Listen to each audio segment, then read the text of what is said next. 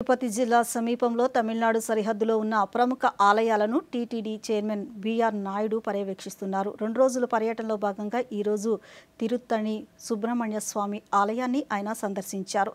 స్వామివారికి టీటీడీ తరపున పట్టు వస్త్రాలు సమర్పించారు. ఆలయ అధికారులు టీటీడీ చైర్మన్కు ఆలయ లాంఛనాలతో స్వాగతం పలికి ప్రత్యేక దర్శనం ఏర్పాట్లు చేస్తున్నారు.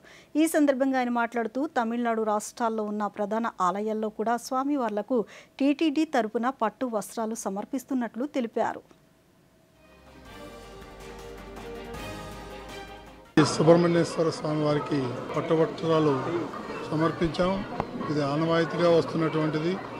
నేను పాలక మండలి అధ్యక్షుని అయిన తర్వాత మొట్టమొదటిసారిగా ఈ ఆలయానికి రావటం ఎంతో సంతోషం. ఇక్కడ లక్షలాది మంది భక్తులు వస్తున్నారు.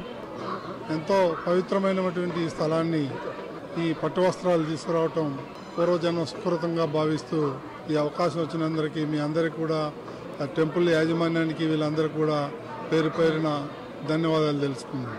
ఓం నమో వెంకటేశ్వర.